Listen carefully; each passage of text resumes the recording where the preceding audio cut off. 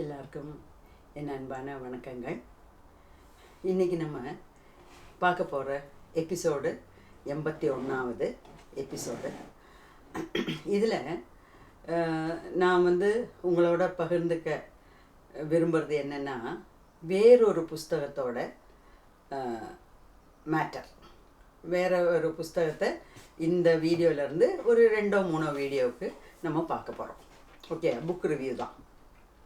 இதில் ஏன் இந்த புக் ரிவ்யூவை இப்போ பண்ணுறேன்னா, அதாவது இவ்வளோ நாள் நம்ம கர்மாவை பற்றி பார்த்துட்டு இருந்தோம் இல்லையா. இந்த கர்மா நெகட்டிவ் கர்மாஸு எப்படி நம்ம உடம்பை பாதிக்குது, ஃபிசிக்கல் லெவலில் இந்த ஸ்தூல சரீரத்தை எப்படி பாதிக்குது, சூட்சும சரீரமான மென்டல் பாடியை எப்படி பாதிக்குது, எனர்ஜி பாடியை எப்படி பாதிக்குது, அதுக்கெல்லாம் என்ன வழிகள் இருக்குது, அந்த பாதிப்பை மாற்றுறதுக்கு உண்டான வழிகள் என்ன அப்படின்லாம் நிறைய பார்த்துட்டு இருந்தோம் இல்லையா. அதே லைனில் இந்த இந்த புக்கும் இருக்கிறதுனால கர்மாவை பற்றி 20 வீடியோ பார்த்துட்டோம். கர்மாவை பற்றி நல்ல ஒரு ஐடியா நமக்கு கிடச்சிருக்கு.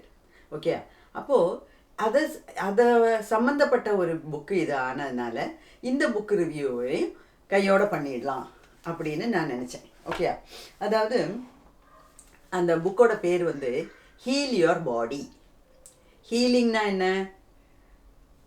அந்த ஹீலிங்னா என்ன? நம்ம உடம்புல இருக்க வியாதியை மாற்றுறது. ஓகே, அதுதான் ஹீலிங். இதில் இன்னொரு ஹாப்பியான விஷயம், எனக்கு மனசுக்கு சந்தோஷம் தர்றது என்னென்னா, இந்த ஹீல் யுவர் செல்ஃப் அப்படின்னு ஒரு வீடியோ போட்டேன், லவ் யுவர் செல்ஃப் அப்படின்னு ஒரு வீடியோ போட்டேன். இது எல்லாமே இந்த புக்கை படித்ததுனால மட்டும் இல்லை. நான் நிறைய வீடியோஸ் முதல்லேருந்து போட்டதுக்கெல்லாம் அந்த சீக்வன்ஸ், அந்த சீக்வன்ஸ்னால் என்ன, ஃபஸ்ட்டு இந்த வீடியோ போடணும், அதுக்கப்புறம் இந்த வீடியோ, அதுக்கப்புறம் இந்த வீடியோன்னு நிறைய நான் திங்க் பண்ணினேன். அது மட்டும் இல்லை, இது இந்த மாதிரி இப்போ 80 வீடியோ போட்டிருக்கேன்னா, இந்த 80 வீடியோவும் போட்டதுக்கான என்ன அதோட நன்றி, அதை என்னோட கெப்பாசிட்டியில் நான் போடலை. நான் பெரிய ஆள், நான் நிறைய படிச்சிருக்கேன், நான் நிறைய புஸ்தகம் வாசித்திருக்கேன், நிறைய குருமார்கள்ட்ட போய் கற்றுக்கிட்டு வந்திருக்கேன், அதனால என்னோட சாமர்த்தியம் தான் இந்த 80 வீடியோவும் அப்படின்னு நான் நினைக்கவே இல்லை. நான் நினைக்கவும் மாட்டேன். ஏன்னா நான் ஒரு கருவி. இந்த பிரபஞ்சத்தில் இந்த பிரபஞ்சம் அல்லனா அந்த கடவுள் நம்மளை விட உயர்ந்த ஒரு சக்தி என்னை ஒரு கருவியாக வச்சு உங்கள்கிட்ட எல்லாம் இவ்வளோ தூரம் பேச வைக்குது. அதனால்தான் அந்த சீக்வன்ஸ் எல்லாம் எனக்கு நினைக்கும் போது என்னோட புத்தியை மட்டும் நான் நம்பி இருந்திருந்தேன்னா எனக்கு அது இவ்வளோ தூரம் நல்லா வந்திருக்காது. ஏன்னா சத்குருவோட கர்மா புக்கெல்லாம் ரிவ்யூ பண்ணுறதுக்கு முன்னாடியே நம்ம ஒட்டு மொத்தத்தையும் அனலைஸ் பண்ணிட்டோம். ஒட்டு மொத்தத்தையும் அனலைஸ் பண்ணி முடிச்சு போட்டு வச்சாச்சு. இவ்வளவுதான் ஸ்பிரிச்சுவாலிட்டினா, இவ்வளவுதான் ஆன்மீகம்னா, இவ்வளவுதான் ஆன்மீகத்தில் முக்தி தேடுறது தான் உனக்கு கடைசி நோக்கம். அந்த நோக்கத்தை எப்படி அடையணும், அது வரைக்கும் நம்ம எல்லாம் அக்கு வேற ஆணி வேறைய பிரித்து பார்த்துட்டோம். அதில் எனக்கு ரொம்ப சந்தோஷம். ரெண்டாவது, இப்போ இந்த முதல்ல ஒரு புக்கு ரிவ்யூ பார்த்தோம், இது 2வது புக் ரிவ்யூ. இதில் எல்லாம் சொல்லப்பட்டிருக்க விஷயமும் அதே தான். ஓகே, ஸோ இந்த புக்கோட பேர் ஹீல் யுவர் பாடி. இதை எழுதின ஆசிரியர் பெயர் லூயி ஹே. லூயி ஹேங்கிற ஒரு ஹீலர். ஹீலர்னா என்ன? மற்றவங்க வியாதியெல்லாம் போக்குற ஒருத்தர். ஓகே, இந்த அம்மா, அவங்க லேடி லூயி ஹேங்கிறது ஒரு அம்மா. அந்த அம்மா நிறைய பேரை எத்தனையோ வருஷமாக ஹீல் பண்ணிட்டு வந்திருக்காங்க. அதாவது அந்த வியாதியெல்லாம் போக்க ரொம்ப ஹெல்ப் பண்ணியிருக்காங்க. ஓகே, அந்த மாதிரி எத்தனையோ வருஷங்களாக அவங்கள பார்த்து வந்த பேஷண்ட்ஸு, ஆளுங்களையெல்லாம் பார்த்து அவங்களோட பேசி அவங்களோட வியாதிகளெல்லாம் என்னன்னு கண்டுபிடிச்சி அதை போக்குறதுக்கு உண்டான வழிகளை சொல்லி கொடுத்து அதை போக்கி ரொம்ப சக்ஸஸ்ஃபுல்லாக ஒரு ஹீலராக ஒர்க் பண்ணியிருக்காங்க எத்தனையோ வருஷமாக. அப்போ அந்த இந்த வியாதியெல்லாம் குணப்படுத்துகிற அந்த ப்ராசஸில் அவங்களுக்கு கிடைச்ச எக்ஸ்பீரியன்ஸை வச்சு ஒரு புஸ்தகம் எழுதியிருக்காங்க. அதுதான் இது ஹீல் யுவர் பாடி. ஓகேயா? இந்த ஹீல் யுவர் பாடி வந்து இதுதான் டைட்டில். அதோட புஸ்தகத்தோட தலைப்புங்கிறது ஹீல் யுவர் பாடி. ரெண்டாவது அதோட டைட்டில் வந்து ஹீல் யுவர் பாடினா அதோட சப்டைட்டில்னு ஒன்று இருக்குது. சப்டைட்டில்னால் அதுக்கு கீழே அதை விட சின்ன எழுத்தில் எழுதுவாங்க. அந்த சப்டைட்டில் பாருங்கள், the mental causes for physical illness and the metaphysical way to overcome them. இவ்வளவும் அந்த சப்டைட்டில். தலைப்புக்கு கீழே சின்ன தலைப்பு. ஓகே, அதோட அர்த்தத்தை நான் சொல்கிறேன். இங்கே பாருங்கள், the mental causes for physical illness, அதாவது உங்கள் உடம்பில் வர்ற வியாதிகளுக்கு, அது சின்ன வியாதியா, சின்ன தலைவலியா, சின்ன பல்வலியா, இல்லைன்னா பெரிய பெரிய வியாதிகளா, கேன்சரா, சோரியாசிஸா அப்படின்னு எதுவுமே அவங்க சொல்லலை. ஃபிசிக்கல் இல்னஸ்னால் நம்ம உடம்பில் வர்ற ஆரோக்கிய குறைபாடுகள். ஓகேயா? பெரிய பெரிய வியாதின்னு கூட நினைக்க வேண்டாம். நம்ம உடம்புல இருக்க நல்ல ஆரோக்கியத்துக்கு இடையூறுகளாக வர்ற விஷயங்கள். அதுக்கு மென்டல் காசஸ். அதுக்கு மெயின் காரணம் மனசில் வர்ற தப்பான எண்ணங்கள், மனசில் நம்ம நினைக்கிற நினைப்பு, அதை வச்சு தான் இந்த உடம்புல இவ்வளோ வியாதிகள் வருது அப்படின்னு சொல்கிறாங்க. அதுக்கு அந்த metaphysical way to overcome தம்னா என்ன? மெட்டாஃபிசிக்கல்னா என்ன? ஃபிசிக்கல்னா இந்த நம்ம கண்ணால் பார்க்கறது ஃபிசிக்கல் வேர்ல்டு, ஃபிசிக்கல் பாடி, இந்த ஸ்தூல சரீரம் அப்படிங்கிறது ஃபிசிக்கல். மெட்டாஃபிசிக்கல்னா இந்த உடம்பையும் இந்த உடம்பில் இருக்க 5 சென்ஸ் ஆர்கன்ஸ், அதாவது ஐம்புலன்களையும் தாண்டி நமக்கு கிடைக்கிற அனுபவங்களுக்கு பேர் தான் மெட்டாஃபிசிக்கல். அதுக்கு ஒரு நல்ல உதாரணம் உங்களுக்கே இப்போ தெரியும், நெற்றிக்கண் திறக்கிறது. இப்போ நெற்றிக்கண் திறந்துடுச்சுன்னா நமக்கு ஒரு ஆளுக்கு அவரோட பழைய ஜென்மங்கள்லாம் புரியும், இனிமேல் வரப்போகிறதெல்லாம் புரியும். அவருக்கு இந்த 2 கண்ணும் தேவையில்லை. அதனால்தான் இந்த நெற்றிக்கண்ணுக்கு முக்கியத்துவம் கொடுக்கும்போது தான் இந்த நம்ம சாதாரண 2 கண்ணை ஊனக்கண்பாங்க, இதை வந்து ஞானக்கண்கிறாங்க.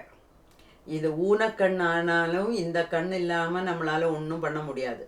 ஆனால் இந்த ஐம்புலன்கள் இருக்கு இல்லையா, இந்த அந்த கண், காது, மூக்கு, நாக்கு, ஸ்கின்னு, தோல், இந்த ஐம்புலன்கள் இல்லாட்டினா நம்மளால் இந்த இல்லற வாழ்க்கை, சாதாரண இந்த உலகத்தில் ஃபிசிக்கல் வேர்ல்டில் வாழவே முடியாதுன்னா அதுக்குண்டான கஷ்டப்பாடுகளை நம்ம அனுபவித்து தான் தீரணும்.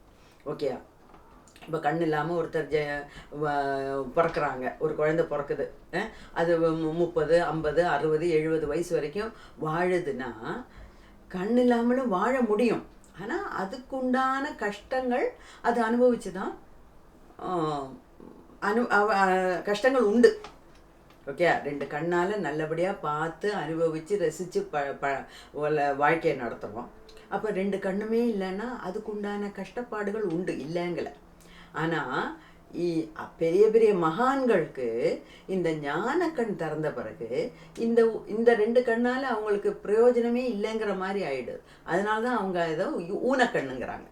அப்போ இந்த ஞானக்கண், 3ஆம் கண் திறந்துருச்சுன்னா, ஆக்டிவேட் ஆயிடுச்சுன்னா அவங்களால சாதாரண கண்ணால் பார்க்க முடியாத பல காட்சிகள் அவங்களால பார்க்க முடியும்.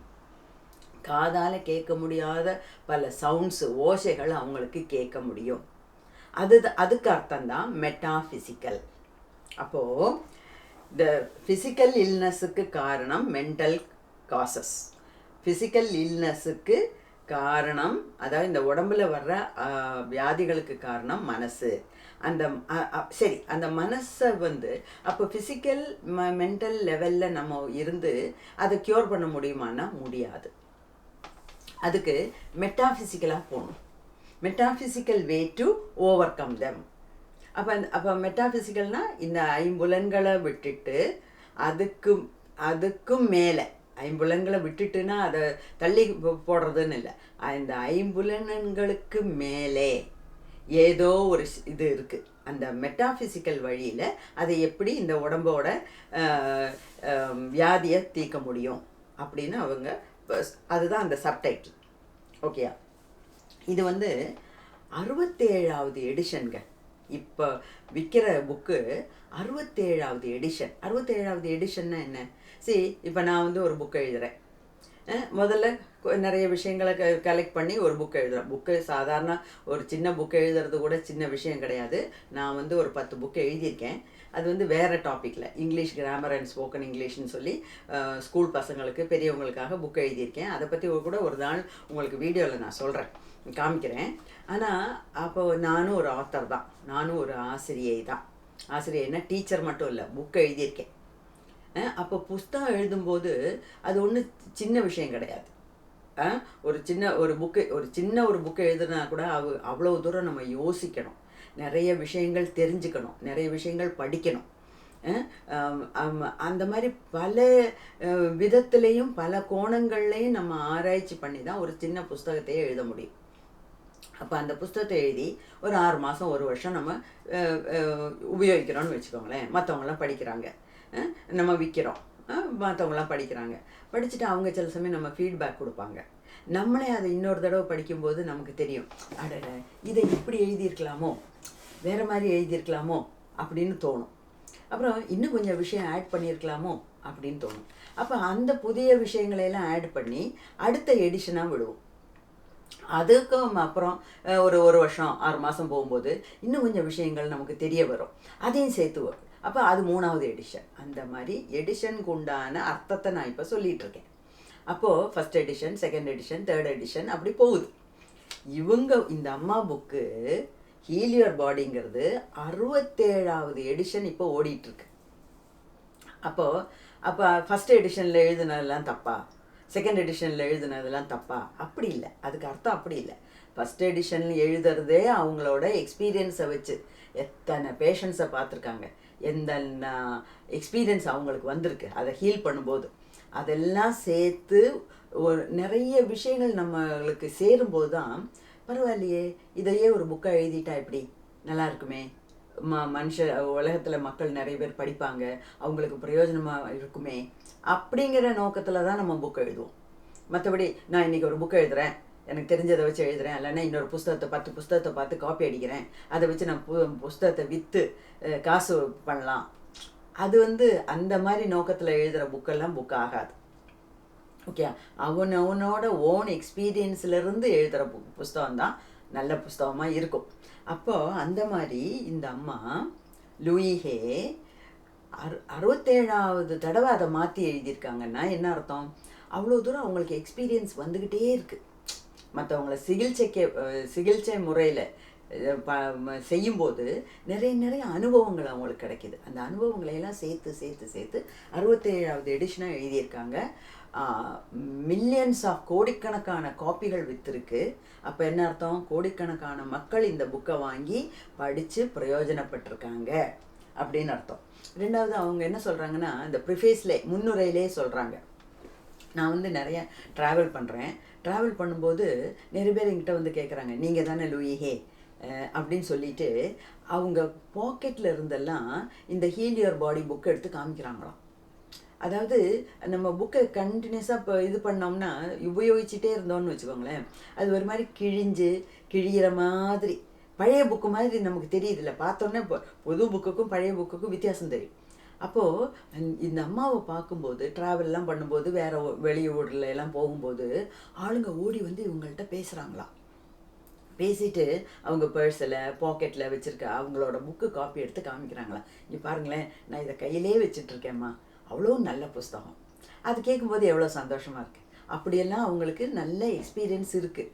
அப்போ அதுலேருந்து என்ன அர்த்தம், நம்ம என்ன புரிஞ்சுக்கணுன்னா, நம்ம பண்ணுற புக் ரிவ்யூ அவ்வளவு மகத்துவமான ஒரு புஸ்தகம்.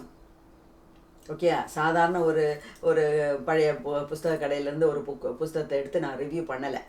அது அவ்வளோ பெரிய நல்ல ஒரு புஸ்தகம். அதிலிருந்து நமக்கும் நிறைய விஷயங்கள் தெரிய வரும் அப்படிங்கிற ஒரு அர்த்தத்தில் தான் நான் இந்த புஸ்தகத்தை பண்ணுறேன். ஓகே, அவங்க வந்து இன்னும் 2 புக்கு எழுதியிருக்காங்க. You can heal your life. Heal your body கிடையாது, you can heal your life. உங்கள் வாழ்க்கையே உங்களால் மாற்றிக்க முடியும். And I can do it, அது இன்னொரு புஸ்தகம். I can do it, I can do இட்னா என்னாலேயும் செய்ய முடியும், என்னால் செய்ய முடியும், என்னாலேயும் இல்லை, ஐ கேன் டூ இட், என்னால் செய்ய முடியும். அந்த 3 புஸ்தகமும் கோடிக்கணக்கான பிரதிகள் விற்றுருக்கு.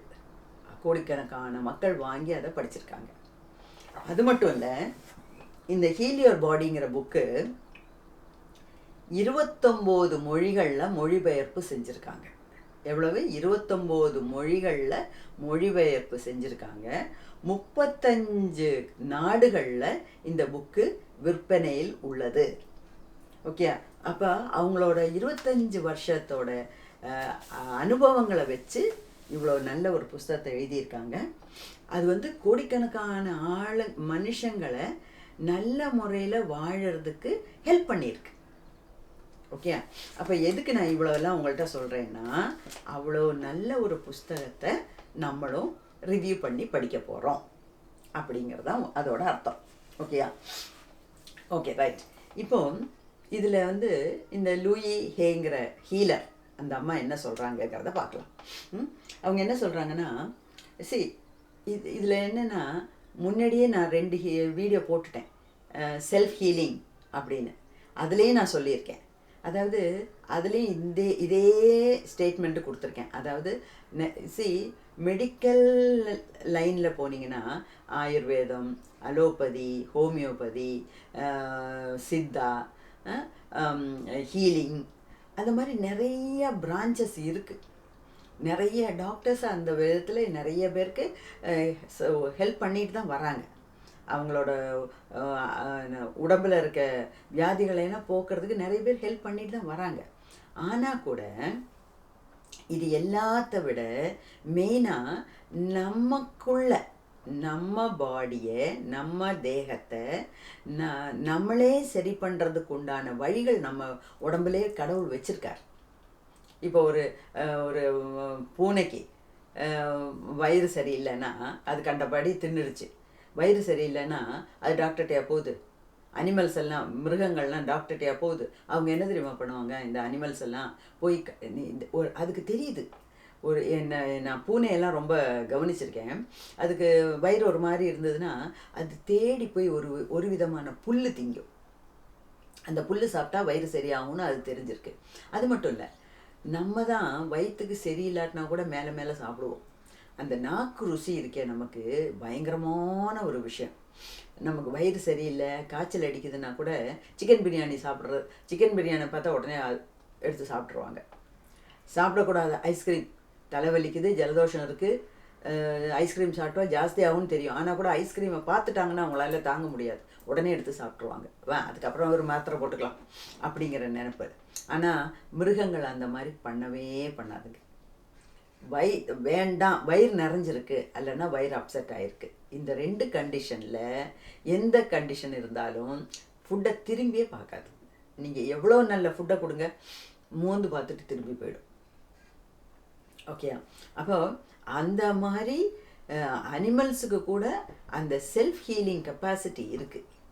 நமக்கும் அந்த செல்ஃப் ஹீலிங் கெப்பாசிட்டி இருக்குது. ஓகே, அந்த கெப்பாசிட்டியை நம்ம உணர்த்தணும்.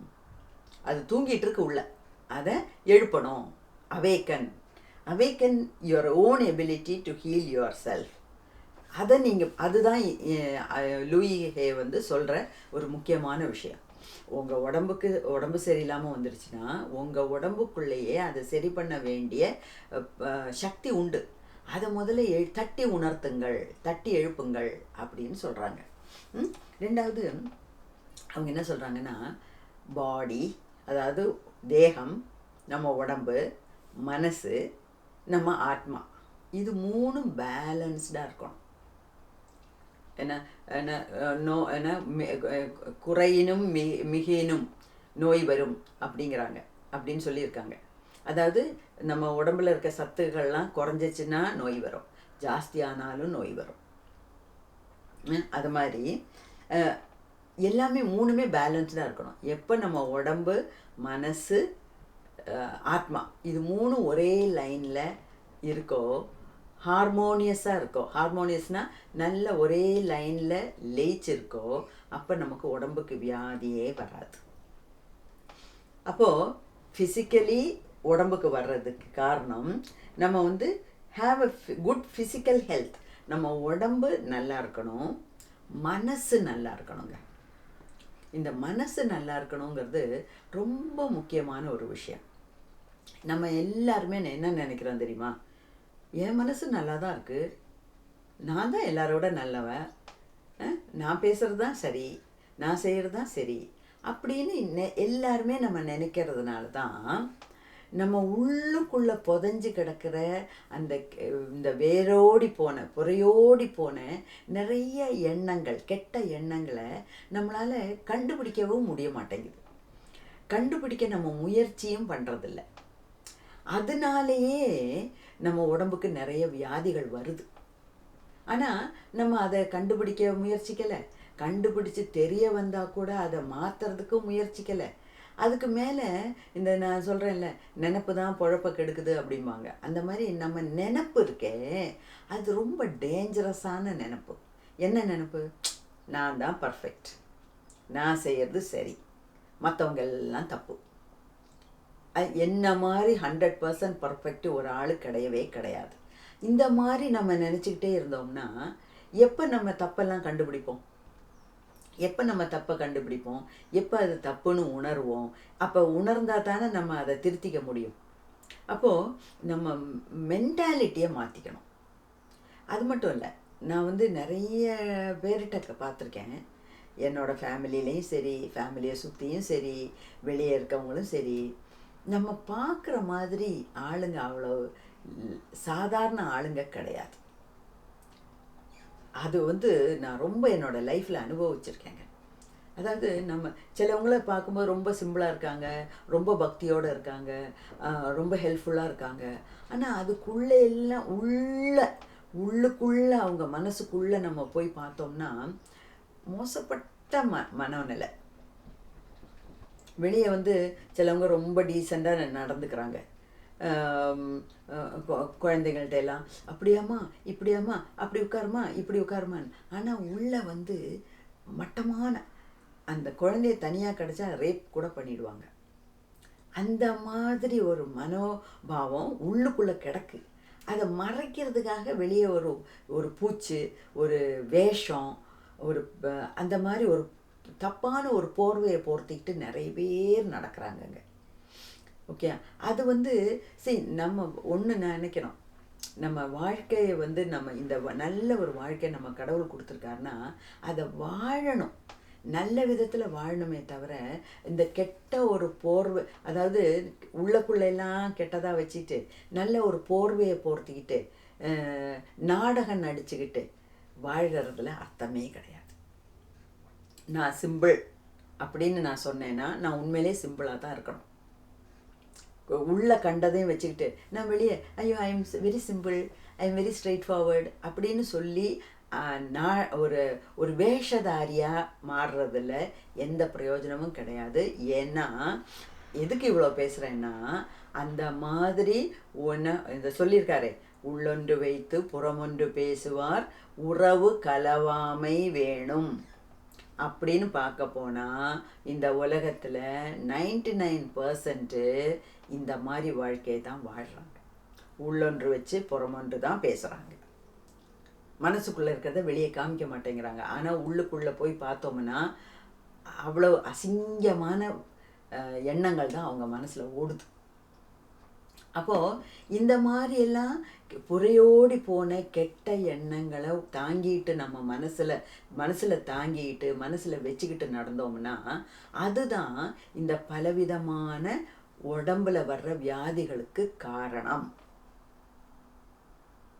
ஓகே, ஸோ ஜீசஸ் சொன்ன மாதிரி நோ தை செல்ஃப். உன்னோட ப்ளஸ் பாயிண்ட்டு உன்னோட மைனஸ் பாயிண்ட்டு ஃபஸ்ட்டு பார்த்துக்கோ. உன்னோட ப்ளஸ் பாயிண்ட் எல்லாம் வளர்த்துக்கோ, மைனஸ் பாயிண்ட் எல்லாம் மாற்றப்பார். அப்போ தான் உனக்கு பாடியும் ஹெல்த்தியாக இருக்கும், மைண்டும் ஹெல்த்தியாக இருக்கும். மூணாவது என்ன சொல்கிறாருன்னா, இந்த அம்மா லூயி ஹே என்ன சொல்கிறாங்கன்னா, have a good physical health, always have a positive mental Outlook. மனசு நல்லா பாசிட்டிவாக வச்சுக்கணும். ரெண்டாவது strong spiritual connection. You must have a strong spiritual connection அப்படிங்கிறாங்க. ஸ்ட்ராங் ஸ்பிரிச்சுவல் கனெக்ஷன்னா என்ன? கடவுள் மேலே நம்பிக்கை, நமக்கு மேலே ஒரு சக்தி இருக்குங்கிற ஒரு நினப்பு, அந்த சக்தியை வணங்கி அந்த சக்தி எனக்கு கொடுக்கறது தான் இந்த சக்தி. நான் இப்போ பேசிகிட்டு இருக்கேன்னா அது என்னோட சாமர்த்தியம் கிடையாது. மேலேருந்து என்னோட அம்பாள் என்னை செலக்ட் பண்ணி நீ 10 பேருக்கு ஏதாவது சொல்லிக் கொடு அப்படின்னு சொல்கிறதுனால தான் நான் என்னால் இதை செய்ய முடியுது அப்படிங்கிற ஒரு மனப்பான்மை. அதாவது ஒரு என்ன ஒரு சரண்டர் மோடில் இருக்கணும். தாழ்வு மனப்பான்மை நான் சொல்லலை. இது தாழ்வு மனப்பான்மை கிடையாது. அதாவது எனக்கு மேலே ஒரு சக்தி இருக்குது, அந்த சக்தி என்னை நடத்திட்டு வருது, அந்த சக்தியோட உள்ள கனெக்ஷன், சோல் கனெக்ஷன், அந்த ஜீவாத்மா பரமாத்மாவோட சோல் கனெக்ஷன் நமக்கு எப்பவும் வேணும். அதுதான் இந்த பாடி, மைண்டு, ஆத்மா, இது 3 ஒரே லைனில் இருந்தால் தான் நம்ம ஹெல்த்தியாக வாழ முடியும். அது மட்டும் இல்லை, அந்த காலத்திலே சொல்லி வச்சுட்டாங்கங்க, ஹெல்த் இஸ் வெல்த். சும்மா சொல்லலை, ஹெல்த் இஸ் வெல்த். இப்போ ஹெல்த்துனா உடம்பு ஆரோக்கியம், வெல்த்னா என்ன? அவனுக்கு ஒருத்தனுக்கு உண்டான சொத்து சுகம், எத்தனை வீடு இருக்குது, எத்தனை கார் இருக்குது, எத்தனை பசங்க இருக்காங்க, எவ்வளோ காசு பேங்க் பேலன்ஸில் இருக்குது, என்ன அதிகாரம், என்ன செல்வாக்கு, அந்த சொசைட்டியில் இருக்க செல்வாக்கு, இதெல்லாம் தான் வெல்த்துங்கிறாங்க. இப்போது ஹெல்த்து தான்மா இருக்கிறதுலே பெரிய வெல்த்து அப்படின்னு அன்றைக்கே சொல்லிட்டு போயிடாச்சு. ஏன்னா ஹெல்த் இல்லைன்னு வச்சுக்கோங்க, இந்த ஃபிசிக்கல் பாடியில் ஹெல்த் இல்லைன்னா அப்புறம் 10 கார் வச்சு என்ன பிரயோஜனம்? படுத்த படிக்கையாக கிடக்குறான், எந்திரிக்க முடியல, எந்திரிச்சு 4 அடி எடுத்து வச்சு பாத்ரூம் போகிறதுக்கு வழி இல்லை, 4 பேரை தாங்கி தான் போகணும்னு இருக்கு. அப்படி இருக்கு, அவன் வீட்டு வாசலில் 10 கார் வச்சுட்டு என்ன பிரயோஜனம்? கோடிக்கணக்காக பேங்கில் பேலன்ஸ் வச்சு என்ன பிரயோஜனம்? ஒரு வேளை சாப்பாடு ருசியாக சாப்பிட முடியல, மூக்கு வழியாக டியூப் வழியாக ஃபுட்டு போகுது. அப்போது இது எல்லாத்த விட நமக்கு பெருசுங்கிறது ஹெல்த்து தான். உடம்பு ஆரோக்கியமாக இருக்கணும். அதுக்கு காரணம், அதுக்கு மெயினாக மனசு ஆரோக்கியமாக இருக்கணும். மனசுக்கும் மேலே நம்ம ஆத்மா ஆரோக்கியமாக இருக்கணும். ஆத்மா ஆரோக்கியமாக இருக்கணும்னா எல்லாம் நமக்கு மேலே ஒரு ஆள் இருக்கார். ஒரு ஆள், ஒரு சிவன், ஒரு சக்தி, அந்த மாதிரி கூட நீங்கள் நினைக்க வேண்டாம். ஏதோ ஒரு சக்தி நமக்கு மேலே இருக்குது. அந்த சக்தியோட நம்ம எப்போவுமே கனெக்ஷனில் இருந்தோன்னு வச்சுக்கோங்களேன், அந்த கிரேஸ், அந்த மேலேருந்து வர்ற அந்த ஆசீர்வாதம், அந்த அனுகிரகம், அது மட்டும் போகிறோம் நம்மளை நல்லபடியாக வாழ்க்கையை நடத்திட்டு போகிறதுக்கு உண்டான எல்லா சௌகரியங்களும் நமக்கு தானாக வரும். அதுதான் அந்த அம்மா சொல்கிறாங்க, ஸ்ட்ராங் ஸ்பிரிச்சுவல் கனெக்ஷன். அப்படி இது 3ம் கரெக்டாக இருக்கணும் அப்படிங்கிறாங்க. அப்போது என்ன, நீங்கள் ஆயுர்வேதத்தில் போகலாம், சித்த வைத்தியத்தில் போகலாம், அலோபதியில் போகலாம், எல்லாத்துலேயும் மருந்து இருக்குது, இல்லைங்கலை, அதெல்லாம் பொய்ன்னு நான் சொல்லலை. ஆனால் அதுக்கு மேலே நம்ம மனசு நல்லா இருந்தால் தான் அந்த ஒரு டாக்டர் கொடுக்குற மருந்து கூட நமக்கு வேலை செய்யும். அதுக்கு பேர் தான் செல்ஃப் ஹீலிங். செல்ஃப் ஹீலிங்னா ஒரு மருந்து சாப்பிடக்கூடாது, ஒன்றுமே எடுத்துக்கக்கூடாது, டாக்டர் ஹாஸ்பிட்டல் பக்கமே தலை வச்சு படுக்க மாட்டேன் அப்படின்னு இல்லை. நம்ம மருந்துங்கிறதுக்கு பேரே மறு உந்துன்னா என்ன? அதாவது நம்ம நல்ல சாப்பாடு சாப்பிடணும், இயற்கையோடு இணைந்த வாழ்க்கை வாழணும், நல்லபடியாக வாழணும். அதில் ஏதோ ஒரு சின்ன தகராறு வந்தால் கூட அதுக்கு அதை சரியாக்கிறதுக்கு சாப்பிட்றது தான் மருந்து. உந்துனா என்ன? ஒரு புஷ், ஒரு சின்ன ஒரு ஹெல்ப். அந்த தப்பான ஒரு ஒரு வியாதி. வியாதினா என்ன, பெருசாக உள்ள வியாதியெல்லாம் இல்லை. ஒரு தலைவலி வந்துருச்சு. அது ஏன் தலைவலி வந்துச்சு, அதுக்கு ஒன்றான மென்டல் ரீசன் என்ன, அது ஏன் அது என் மனசுக்கு என்னது சரியில்லை, அதனால தானே இந்த தலைவலி வருது, ஏன் இப்படி நம்ம தலைவலி எடுத்துக்கிட்டே இருக்குது, அதுங்கிறத கண்டுபிடிச்சி அதுக்கு சில சமயம் டாக்டர்கிட்ட போகலாம், சில சமயம் வேணும்னா எக்ஸ்ரே எடுக்கலாம், எம்ஆர்ஐ ஸ்கேன் எடுக்கலாம், சிடி ஸ்கேன் எடுக்கலாம், என்ன வேணாலும் பண்ணிக்கலாம். மெடிக்கல் டெக்னாலஜியில் அட்வான்ஸ்மெண்ட் அவ்வளோ ஆகிருக்கு, நல்ல நல்ல மருந்துகளும் கிடைக்கிது. ஆனால் அந்த நல்ல மருந்து கூட நம்ம உடம்புல வேலை செய்யணும்னா என்ன வேணும், நமக்கு அந்த நம்ம மனசு சரியாக இருக்கணும். அந்த செல்ஃப் ஹீலிங்க்கு நம்ம தயாராகணும். அந்த செல்ஃப் ஹீலிங் இருந்தால் மட்டும்தான் மற்ற டாக்டர்ஸ் கொடுக்குற மருந்து கூட வேலை செய்யும். ஓகேயா அப்படிங்கிறாங்க. அப்போது இன்னொன்று, இப்போ இந்த காலத்தில் இப்போ அலோபதியில் போகிறீங்க. சரி, நான் அதையும் முன்னாடியே ஒரு வீடியோலையும் சொல்லிட்டேன். எந்த மருத்துவ ரீதியையும் நான் குறை சொல்லலை. எல்லாத்துலேயும் நல்லதும் இருக்குது, கெட்டதும் இருக்குது. ஓகே. சரி, ஆனால் இப்போ பாருங்கள், ஒரு டாக்டர்கிட்ட போகிறோம், எல்லாத்துக்கும் ஒரே மருந்து எழுதி கொடுக்குறாரு.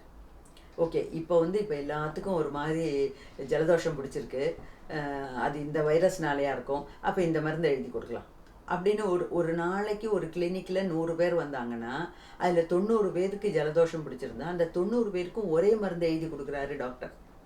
ஆனால் அந்த காலத்தில் இப்படி கிடையாது. ஒவ்வொருத்தவங்களுக்கும் வைத்தியன், டாக்டர்னா வைத்தியன் என்ன பண்ணுவாங்க, நாடி பிடிச்சு பார்ப்பாங்க. ஒவ்வொருத்தவங்களோட நாடியிலிருந்தும் அந்த உடம்புக்கு என்ன கோளாறுன்னு கண்டுபிடிச்சு அதுக்கேற்ற மாதிரி மருந்து கொடுப்பாங்க. ஆனால் இந்த காலத்தில் அப்படியெல்லாம் ஒன்றும் செய்யறதில்லை. ஓகேயா, அது ஒன்று. ரெண்டாவது,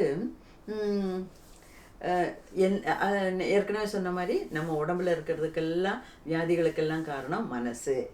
ஓகே, அப்போது அது மட்டும் இல்லை. இப்போ இந்த லூயி ஹே அந்த அம்மா என்ன சொல்கிறாங்கன்னா, உங்களுக்கு ஏதாவது உடம்புக்கு என்ன அஸ்வஸ்ததை, அதாவது வியாதினா சின்ன தலைவலியிலேருந்து ஆரம்பிச்சுக்கோங்களேன், ஏதோ ஒன்று வந்துக்கிட்டே இருக்குது அப்படின்னா அது எல்லாத்தையும் ஒன்று எழுதி வைக்கணும். எழுதி வச்சுட்டு அதுக்குண்டான காரணத்தை கண்டுபிடிக்கணும். இப்போ பாருங்கள், காலையில் நம்ம எப்படி எந்திரிக்கணும்னு சொல்லியிருக்கேன். நன்றி சொல்லி சரண்டர் மோடில் கண்ணை முழிச்சு பார்க்கணும், ஸ்லோகம் சொல்லணும், கையை வச்சு ஸ்லோகம் சொல்லணும், வலது கால் எடுத்து கீழே வச்சு கட்டிலேருந்து இறங்கணும். அவ்வளோ தூரம் எல்லாம் நம்ம சொல்லிட்டோம்.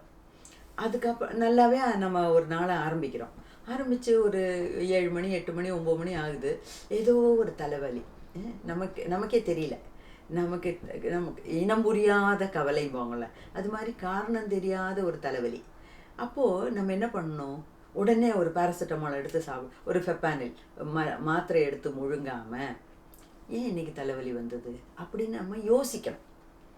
ஏன் தலைவலி வந்தது, மழையில் நனைஞ்சேனா, தலை தவட்டலையா, இல்லை தலையில் எண்ணெய் வைக்காமல் குளித்தேனா, அதோ ஏதாவது ஒரு கெட்ட நியூஸ் என் காதில் விழுந்ததா, அதோ கெட்ட கனவு கண்டேனா, என்னமோ சம்திங் இஸ் ராங் அப்படின்னு அந்த தலைவலிக்குண்டான உள்ளுக்குள்ள மனசில் வர்ற வேதனையை நோவை கண்டுபிடிக்கணும், காரணத்தை கண்டுபிடிக்கணும்.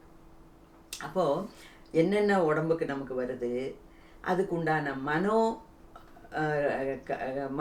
மனோ ரீதியாக உண்டான ரீசன்ஸ் எல்லாம் எழுதி வச்சுக்கணும். அப்படி எழுதும்போது இந்த அம்மா என்ன சொல்கிறாங்கன்னா, உங்களுக்கு ஒரு பேட்டர்ன் தெரியும் அப்படிங்கிறாங்க. அது என்ன பேட்டர்ன் தெரியும்னா என்ன, வெளிச்சமாக தெரியும், கண்ணில் வெளிச்சம் தெரியுங்கிற மாதிரி இல்லை. பேட்டர்னா இப்போ உங்களுக்கு அந்த காலத்துல எல்லாம் மொசைக் போட்டாங்க, இப்போ எல்லார் வீட்லேயும் டைல்ஸு இல்லைன்னா கிரானைட்ஸு. அந்த கிரானைட் எல்லாம் போடும்போது கூட ஒரே டிசைன் ரிப்பீட் ஆகுது, அதுக்கு பேர் தான் பேட்டர்ன். அப்போ ஒரே டிசைன் ரிப்பீட் ஆகிற இதுக்கு தான் பேட்டர்ன் வாங்க. அதே மாதிரி நம்ம உடம்புல வர்ற வியாதிகளுக்கும் அது சம்பந்தப்பட்ட மனோநிலைக்கும் ஒரு பேட்டர்ன் உண்டு. அந்த பேட்டர்னை நீங்கள் கண்டுபிடிச்சாலே போகிறோம், உங்களுக்கு உடம்புல வர்ற வியாதியை மாற்ற முடியும். அதாவது இப்போ வேற ஒன்றும் வேண்டாம், இப்போ நான்லாம் வந்து ரொம்ப நாளாக மெடிடேஷன்லாம் பண்ணுறதுனால சத்தம் போட்டு பேசினாலே எனக்கு தலைவலி வரும். அதே சமயத்தில் எனக்கு வந்து ஒரு 10, 30, 35 வயசு வரைக்கும் தலைவலினா என்னன்னே தெரியாதுங்க. உண்மையிலே சொல்கிறேன், தலைவலினா என்னன்னே தெரியாது. நல்ல ஹெல்த்தியாக தான் இருக்கும். அப்போது மற்றவங்களாம் தலைவலிக்குங்கும் போது நான் யோசிப்பேன், தலைவலினா இப்போ வெளியே வலிக்குமா, உள்ளே வலிக்குமா, உச்சியில் வலிக்குமா, எங்கே வலிக்கும், எப்படி வலிக்கும்? ஏன்னா உண்மையிலே எனக்கு தலைவலி வந்ததே கிடையாது. அப்போது இப்போ ஒருத்தவங்களுக்கு தலைவலி வருது அப்படின்னா அதுக்கான காரணத்தை கண்டுபிடிக்கணும். சும்மா தலைவலி வராது. அதுக்குண்டான மனோரீதியாக அதுக்குண்டான காரணத்தை கண்டுபிடிக்கணும். அப்போ இந்த மாதிரி காரியம் கண்டுபிடிச்சு வந்தோம்னா அதுக்குள்ள ஒரு பேட்டர்ன் தெரியும். அந்த பேட்டர்னை நம்ம கண்டுபிடிச்சிட்டோம்னாலே மனசை மாற்றிக்கலாம். மனசை மாற்றினா உடம்பை குணப்படுத்திக்கலாம். அதுதான் இந்த அம்மா சொல்கிற விஷயம். ஓகேயா? அது மட்டும் இல்லை, அவங்க புக்கில் நிறையா அஃபர்மேஷன்ஸ் கொடுத்துருக்காங்க. அஃபர்மேஷன்ஸ்னால் என்ன? அதாவது நம்ம மனசில் நிறையா நெகட்டிவ் விஷயங்கள் ஓடுதுங்க. நிறைய பேருக்கு நிறைய பேரை நான் பார்த்துட்டேன். எதுக்கு எடுத்தாலும் அவங்களுக்கு நெகட்டிவ் தாட்ஸ் தான். என்னால் இதெல்லாம் செய்ய முடியாதுப்பா, எனக்கு அதெல்லாம் இல்லைப்பா, நான் ஒன்றுத்துக்கு மேலே லாயக்கில்லை அப்படிங்கிறது தான் அவங்க உள்ள மனசுக்குள்ளே இருக்கிற எண்ணம். ஆனால் அதை வெளியே காமிக்க மாட்டேங்கிறாங்க. வெளியே வந்து நான் பெரிய ஆள், நான் ஐ நோ எவ்ரிதிங், நான் இதெல்லாம் எனக்கு ஒன்றுமே இல்லை, கால் தூசி அப்படின்னு நடிக்கிறாங்களே தவிர வெளியே மற்றவங்களுக்காக நடிக்கிறாங்க. ஆனால் உள்ளுக்குள்ள நிறைய நெகட்டிவிட்டி, கெட்ட எண்ணங்கள், பொறாமை, அந்த மாதிரி நிறைய நெகட்டிவ் குவாலிட்டிஸை வச்சுக்கிறாங்க மனசுக்குள்ள. ஓகே? அப்போது நம்ம இந்த உடம்பு நல்லா ஆகிறதுனா என்ன பண்ணணும்? இந்த மாதிரி நெகட்டிவ் குவாலிட்டிஸ் எல்லாம் அஃபர்மேஷன்ஸால் ரீப்ளேஸ் பண்ணணும் அப்படிங்கிறாங்க. அஃபர்மேஷன்னா என்னன்னு சொல்கிறேன், ரீப்ளேஸ்னும் என்னன்னு சொல்கிறேன். இப்போ எனக்கு வந்து என்னால் இந்த புஸ்தகத்தை எழுத முடியாது அப்படிங்கிற ஒரு நினைப்பு. அப்போது அது வந்து நெகட்டிவான ஒரு எண்ணம். அந்த நெகட்டிவ் எண்ணத்தை ரீப்ளேஸ் பண்ணணும்னு என்ன மாற்றணும். சரி, இப்போ வந்து இந்த வாட்ச் எதில் ஓடுது? பேட்டரியில் ஓடுது. திடீர்னு பேட்ரி கெட்டு போச்சு, வாட்ச் ஓடுறது நின்று போச்சு. அப்போ வாட்ச் ஓடுறது நின்று போச்சு. ஏன்? பேட்ரி சரியில்லை.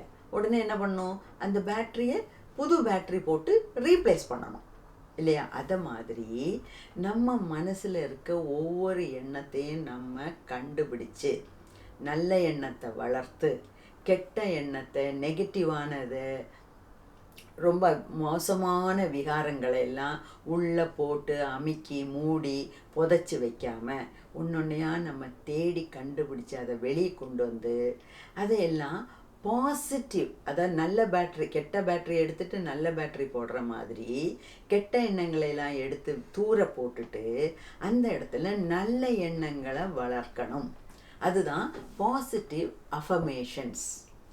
அஃபர்மேஷன்ஸ்னாலே பாசிட்டிவ் தான். பாசிட்டிவான எண்ணங்களை, அதாவது எதிர்மறை எண்ணங்களை தூர போட்டு நேர்மறையான எண்ணங்களை வைக்கணும் அப்படிங்கிறாங்க. அப்படி பண்ணாலே நமக்கு இந்த ஓல்டு பேட்டர்ன் இருக்குல்ல, அந்த பேட்டர்ன் எல்லாம் மாறிடுங்க. இந்த பேட்டர்ன் மாறிடுச்சுனாலே நமக்கு வியாதிகள் மாறிடும். அப்போ நான் இன்னும் நிறைய எக்ஸாம்பிள் இருக்குது, அதெல்லாம் சொல்கிறேன். அப்படி சொல்லும்போது உங்களுக்கு இன்னும் நல்லா தான் புரியும்னு நினைக்கிறேன். அதாவது ரத்ன சுருக்கம் என்னது, ரொம்ப ஷார்ட்டாக சொல்லணுன்னா, நம்ம உடம்புல நிறைய வியாதிகள்லாம் வருது, நிறைய வலிகள் உண்டாகுது. அதுக்கெல்லாம் காரணம் நம்ம மனசு தான். அப்போ மனசில் இருக்க நெகட்டிவ் தாட்ஸ் எல்லாம் எடுத்து தூர போட்டுட்டு அந்த இடத்துல பாசிட்டிவ் தாட்ஸை வச்சோம்னா நம்ம உடம்பும் நல்லா இருக்கும், மனசும் நல்லா இருக்கும், நம்ம ஆத்மாவும் நல்லா இருக்கும், அப்போ நமக்கு சுகமான ஒரு நல்ல வாழ்க்கையை வாழலாம். அப்படிங்கிறது தான் லூயி ஹேன் நமக்கு சொல்ல வர்ற முக்கியமான விஷயம். ஓகே, இப்போது இன்னொன்று, இதெல்லாம் வந்து நிறைய நம்ம கவனிக்கணுங்க. என்னோடய லைஃப்பில் நான் நிறைய கவனிச்சிருக்கேன். அது இந்த மாதிரி குழந்தைகிட்ட விழுந்துருவ ஓடாத ஓடாத விழுந்துருவேன்னு சொன்னால் அந்த குழந்தை விழும். அதே சமயத்தில் விழுந்துருவேன்னு சொல்லாமல், கண்ணா பார்த்து போமா, தண்ணி கிண்ணி இல்லாமல் பார்த்து போமா அப்படின்னு நம்ம சொல்கிறத விட்டுட்டு விழுந்துடுவேன் நம்ம என்ன நினைக்கிறோம், விழுந்துடுவேன்னு சொல்கிறது அது நம்ம குழந்தைய வார்ன் பண்ணுறோம், அதனால அது விழாமல் இருக்கணும் அப்படிங்கிறத நினச்சி வார்ன் பண்ணுறதா நம்ம நினைக்கிறோம். ஆனால் அங்கே நம்ம பேசுகிறது என்ன, நெகட்டிவ். அதே சமயத்தில் அந்த நெகட்டிவ் தாட்டை பாசிட்டிவாக அஃபர்மேஷனாக மாற்றுறதுன்னா எப்படி சொல்லணும், கண்ணா பார்த்துக்கோ, ஜாகிரதையாக நட, தண்ணி கிண்ணி இருந்ததுன்னா வழிக்கு விழுந்துடக்கூடாது, பார்த்துக்கோ. ஸோ இப்போது அதே மாதிரி நிறைய நெகட்டிவ் தாட்ஸை நம்ம பாசிட்டிவ் தாட்ஸாக மாற்றணும். அப்போ அப்படி மாற்றினாலே நம்ம உடம்புல வியாதிகள் குறையும் அப்படிங்கிறாங்க. அப்போ மனசு நம்ம உடம்புல இருக்க வியாதிகளுக்கெல்லாம் காரணம் மனசு தான். இப்போ மனசில் இருக்க எண்ணங்கள் மாற்றுறோம்னா நம்ம ஹெல்த்தியாக வாழலாம். அப்போ ஹெல்த் இஸ் வெல்த். அதுக்கு நிறைய எக்ஸாம்பிள்ஸ் இங்கே இருக்குது. அதெல்லாம் வந்து நம்ம கொஞ்சம் கொஞ்சமாக நம்ம பார்க்கலாம். ஓகே, ஸோ இந்த வீடியோ இதோட போகிறோம். பாக்கி அடுத்த வீடியோவில் கண்டினியூ பண்ணலாம். வாழ்க வளமுடன். எல்லாரும் நல்லா இருக்கணும். வாழ்க வளமுடன். நன்றி.